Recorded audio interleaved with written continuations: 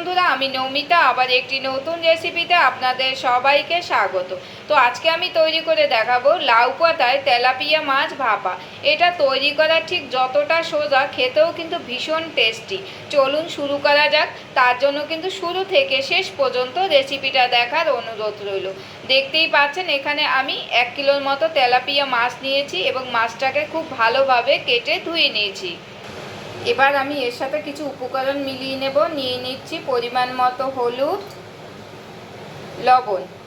এবার এগুলো খুব ভালোভাবে মাছের গায়ে মিশিয়ে নেব। সবগুলো মাছের গায়ে কিন্তু বন্ধুরা দেখতে পাচ্ছ খুব ভালোভাবে হলুদ এবং লবণটা মিশিয়ে নিয়েছি। এবার এগুলো সাইড করে রেখে দেবো। এদিকে উনুনে বসিয়ে দিয়েছি একটা কড়াইটা গরম হওয়ার জন্য কিছুটা সময় অপেক্ষা করব। আর এই রেসিপিটা তৈরি করার জন্য আমি কিছুটা পরিমাণ এখানে লাউ পাতা নিয়ে নিয়েছি এবং পাতাগুলোকে কিন্তু খুব ভালোভাবে ধুয়ে নিয়েছি, দেখতেই পাচ্ছ। এদিকে দেখো কড়াই গরম হয়ে গেছে। এবার দিয়ে দেব পরিমাণ মতো সাদা তেল।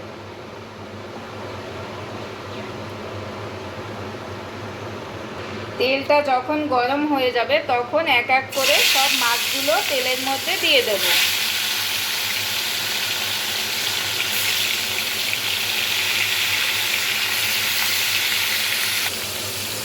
এবার কিছুটা সময় অপেক্ষা করব অন্য পাশটা উল্টে দেওয়ার জন্য।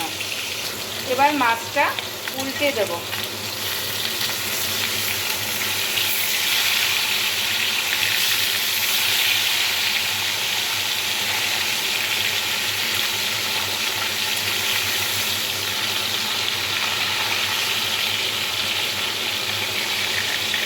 দেখো সবগুলো মাছ কিন্তু খুব সুন্দরভাবে উল্টে নিয়েছি, দেখতেই পাচ্ছ। সবগুলো মাছ কিন্তু ভাজা হয়ে গেছে। এবার অন্য একটি পাত্রে তুলে নেব।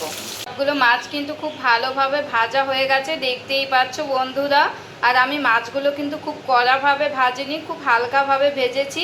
এই রেসিপিটা তৈরি করতে হলে মাছটা কিন্তু খুব হালকাভাবেই ভেজে নিতে হবে। ভেজে রাখা মাছের তেলের মধ্যে এবার দিয়ে দিচ্ছি কেটে রাখা পেঁয়াজ এবং রসুন। এগুলোও কিন্তু আমি খুব হালকাভাবে ভেজে নেব।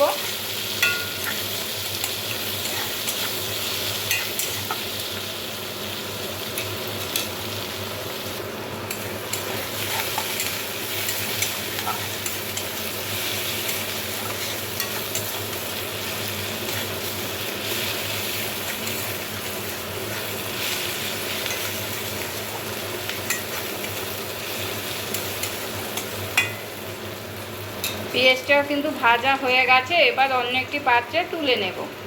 যে মাছগুলো ভেজে রেখেছিলাম এই মাছের মধ্যে আবার কিছু উপকরণ মিলিয়ে নেব।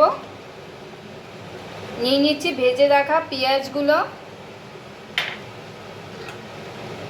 বেটে রাখা জিরে এবং ধনে,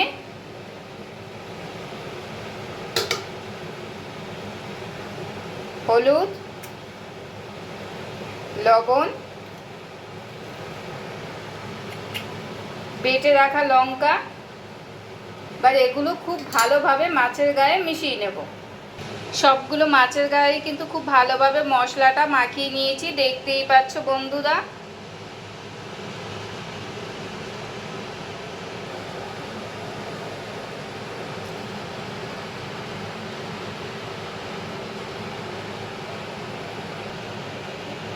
এবার আমি এরকম দুটো করে লাউ পাতা দেব আর 1 পিস করে মাছ এর ভিতরে দিয়ে পাতাটাকে ভালোভাবে মুড়ে নেব।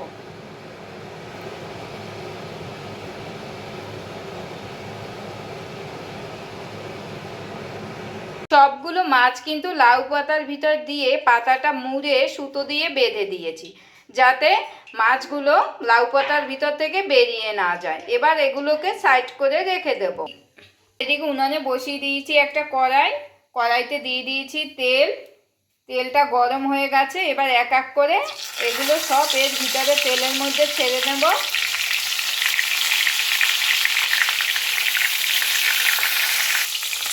এটা কিন্তু একদম মিডিয়াম লো আঁচে ভেজে নিতে হবে, না হলে কিন্তু পাতাগুলো সব পুড়ে যাবে।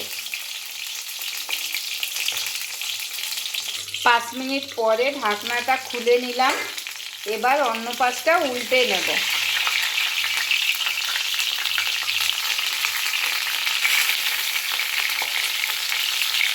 এইভাবে ঢেকে ঢেকে আস্তে আস্তে করে উনুনের আঁচটা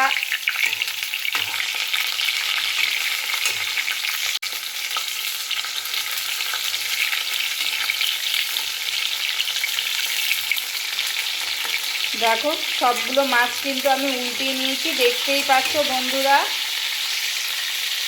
আবারও ঢেকে দেব 5 মিনিটের জন্য।